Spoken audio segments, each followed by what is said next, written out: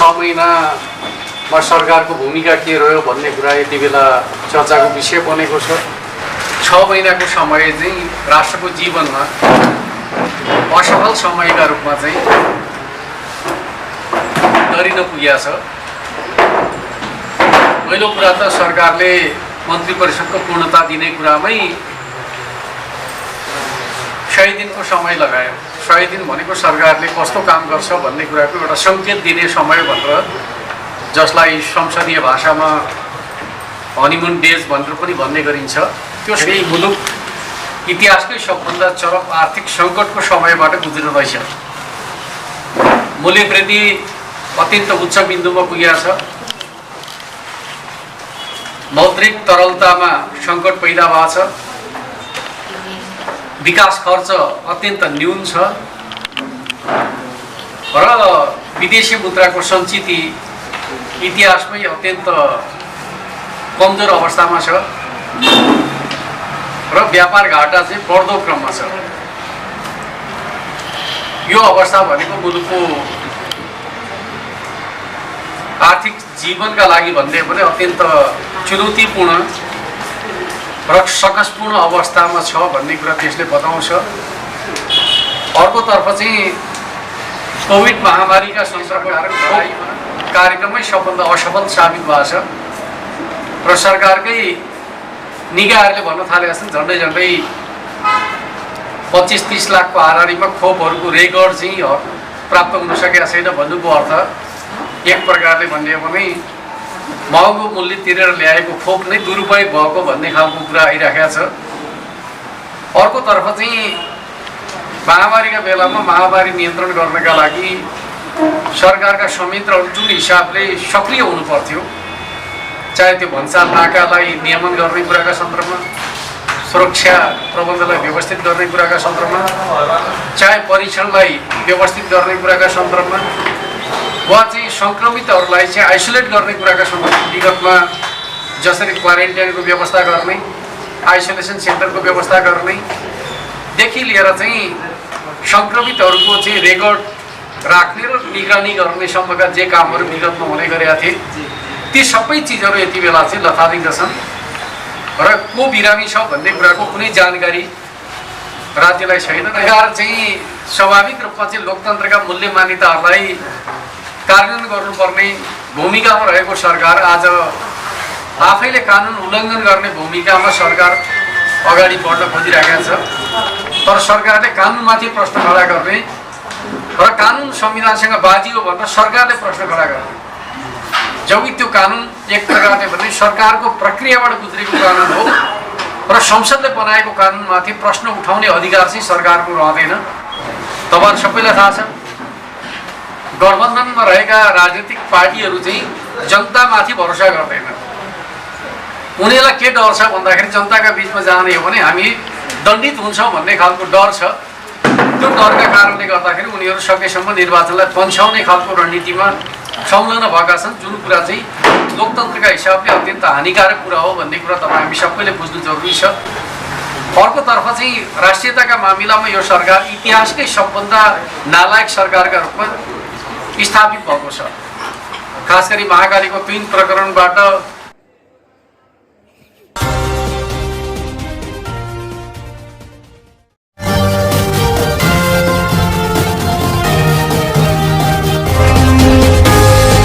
घटनादेखि लिएर चाहिँ पछिल्लो समय चाहिँ नेपाली भूमिमा चाहिँ भारतीय पक्षबाट बाटो निर्माण गरेका कुराहरू प्रधानमन्त्रीकै तर्फबाट सार्वजनिक हुँदाखेरि पनि त्यसका बारेमा चाहिँ नेपाल सरकारले आफ्नो आपत्ति प्रकट गर्न नसक्ने कुरा भनेको चाहिँ इतिहासमै सरकार चाहिँ अत्यन्त लाचार र कमजोर सरकारका रूपमा रहेको छ भन्ने कुरा त्यसले बताउँछ। अर्कोतर्फ चाहिँ नेपाल सरकारले नेपालको हितका पक्षमा, राष्ट्रिय हितका पक्षमा आफ्ना आवाजहरू अन्तर्राष्ट्रिय समुदायका बिचमा लैजाने कुराहरूमा चाहिँ यो सरकार पूर्णतः असफल देखिएको छ। त्यस अर्थमा चाहिँ जति लामो समयसम्म यो सरकार रहन्छ त्यति लामो समय राष्ट्रको जीवनमा खेर जान्छ भन्ने कुरा त्यसले बताउँछ। त्यस अर्थमा चाहिँ यो गठबन्धन राष्ट्रका लागि अभिशापका रूपमा रहेको छ। यसले जनता र राष्ट्रका लागि कुनै सकारात्मक योगदान दिन सक्दैन। मात्र यो गठबन्धनको उद्देश्य भनेको नेकपा एमालेको बढ्दो लोकप्रियतालाई रोक्नका लागि निर्माण गरिएको गठबन्धन हो भन्ने कुरा गठबन्धनमा सामेल राजनीतिक दलहरू स्वयं आफैले पुष्टि गरेका छन्। कुरा बुझ्छौँ त भन्दाखेरि यो मुलुकको राजनीतिलाई दुईटा ध्रुवमा ध्रुवीकृत गर्नु जरुरी छ। एउटा ध्रुवको नेता नेकपा एमाले हो भने अर्को ध्रुवको नेताका रूपमा नेपाली काङ्ग्रेसका नेतृत्वमा रहेका दलहरू रहनेछन् र दुईटा ध्रुवमा रहेका राजनीतिलाई जनताले छनौट गर्न पाउने अधिकार चाहिँ स्वाभाविक रूपमा चाहिँ उचित हुन्छ भन्ने मलाई लाग्छ। माधव नेपाल र प्रचण्डहरू भनेका पुँजीवादका हिमायतीका रूपमा आफूलाई उनीहरूले समर्पण गरेका छन्।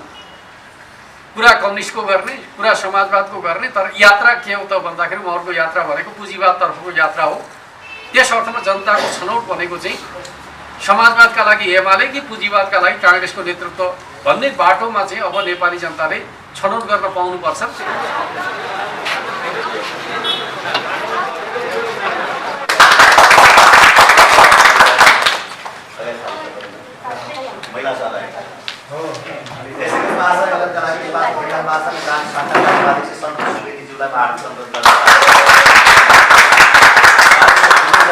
तालिमको प्रशिक्षक पनि रहनु भएको थियो।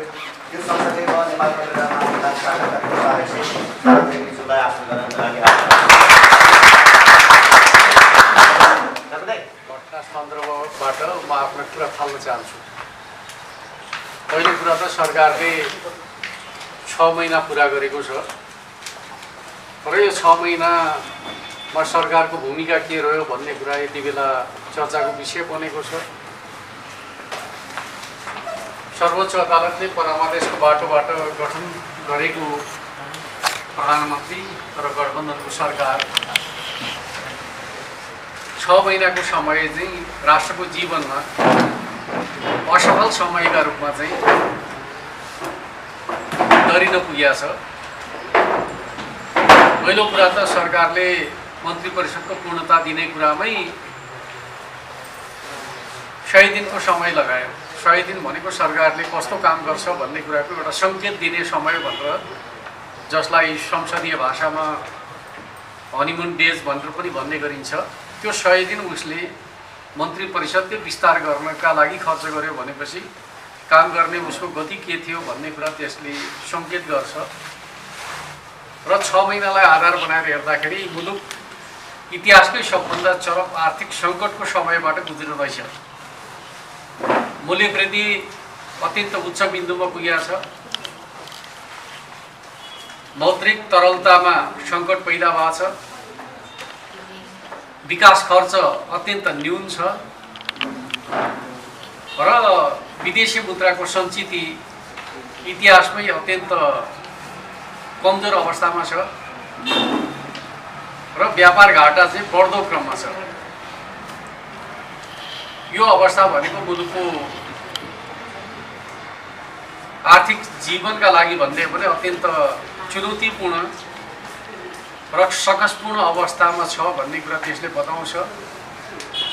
अर्कोतर्फ चाहिँ कोभिड महामारीका सन्दर्भको लडाइँमा शून्य अवस्थाबाट जसरी विगतको सरकारले काम गरेर सबै नागरिकका लागि खोपको सुनिश्चिततासम्मको नीतिमा जुन प्रकारको अग्रसरता दिएको थियो, यो सरकार गठन भइसकेपछि उसले सर्वाधिक फोकस गरेको विषय भनेको चाहिँ खोप थियो।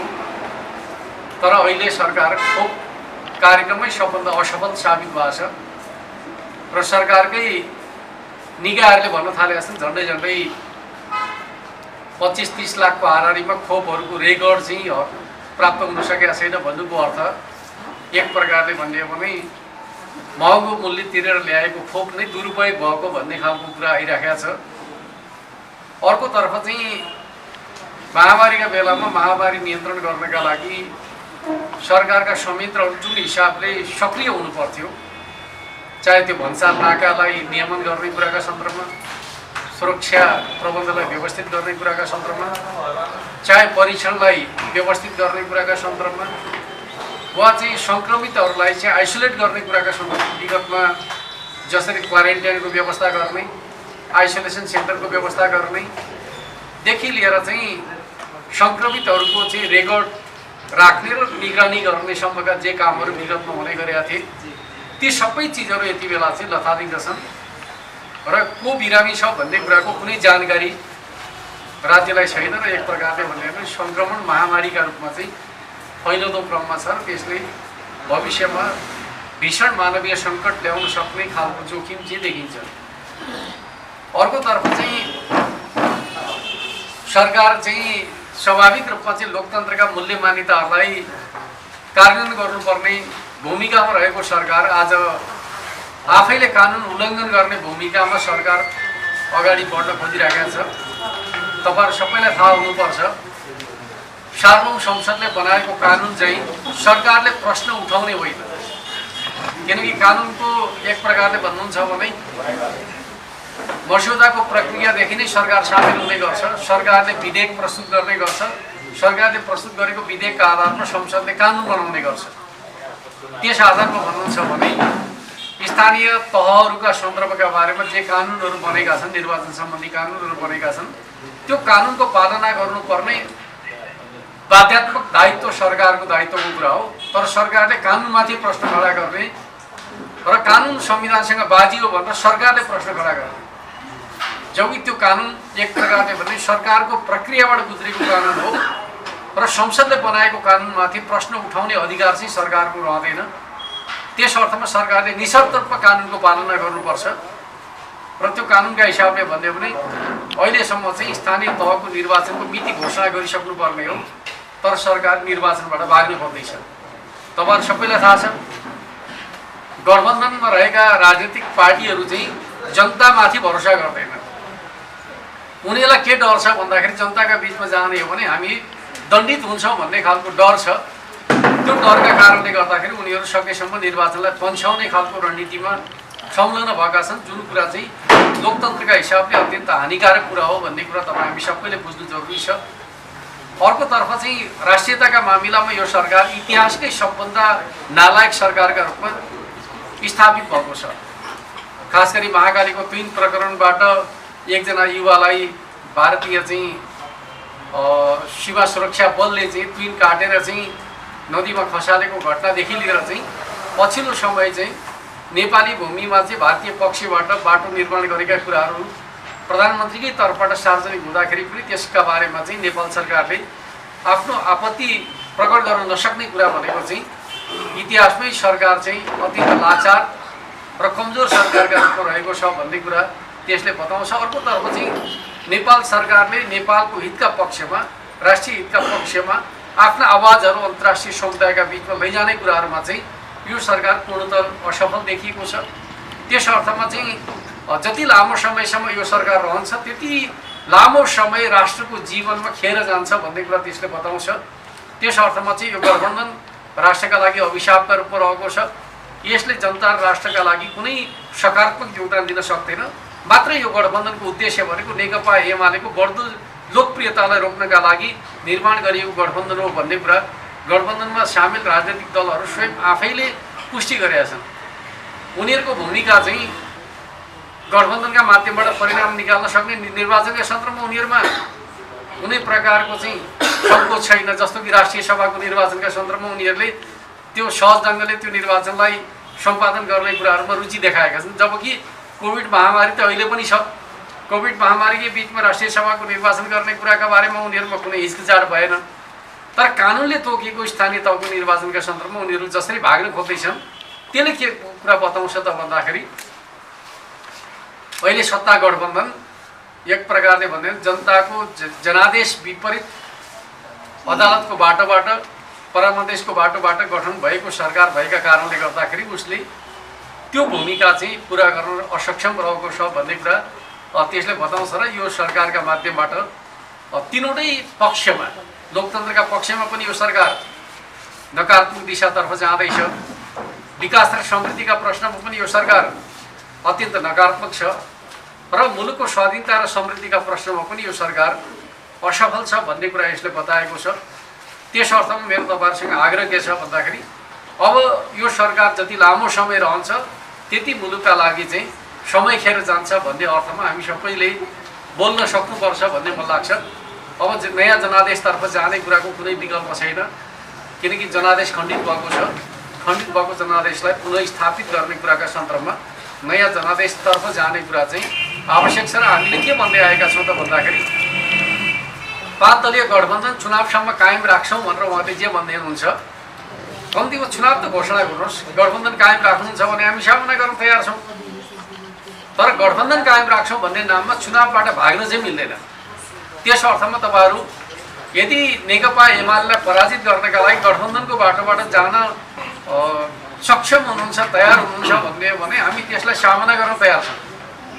र हामी के कुरा बुझ्छौँ त भन्दाखेरि यो मुलुकको राजनीतिलाई दुईवटा ध्रुवमा ध्रुवीकृत गर्नु जरुरी छ।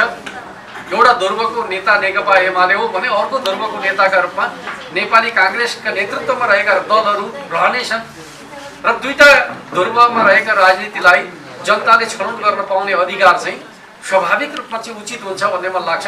कुन बाटो हिँड्ने भन्ने कुराका सन्दर्भमा नेकपा एमालेको नेतृत्वमा समाजवादतर्फको यात्रामा अगाडि बढ्ने कि कांग्रेसको नेतृत्वमा पुँजीवादतर्फ अगाडि बढ्ने, अब मुलुकका सामु दुईटा बाटो मात्रै छ। माधव नेपाल र प्रचण्डहरू भनेका पुँजीवादका हिमायतीका रूपमा आफूलाई उनीहरूले समर्पण गरेका छन्। कुरा कम्युनिस्टको गर्ने, कुरा समाजवादको गर्ने, तर यात्रा के हो त भन्दाखेरि उहाँहरूको यात्रा भनेको पुँजीवादतर्फको यात्रा हो। त्यस अर्थमा जनताको छनौट भनेको चाहिँ समाजवादका लागि एमाले कि पुँजीवादका लागि कांग्रेसको नेतृत्व भन्ने बाटोमा चाहिँ अब नेपाली जनताले छनौट गर्न पाउनुपर्छ। त्यसका लागि नयाँ जनादेश अपरिहार्य छ भन्ने कुरा म तपाईँहरूका बिचमा राख्दै केही कुराहरू तपाईँहरूका जिज्ञासा रहेछन् भने जिज्ञासाकै क्रममा हामी सफल गर्नेछौँ। यति कुरा राखेर चाहिँ तपाईँहरू सबैलाई फेरि हार्दिक धन्यवाद भन्दै आफ्नो भनाइलाई अन्त्य गर्न चाहन्छु। धन्यवाद, नमस्कार।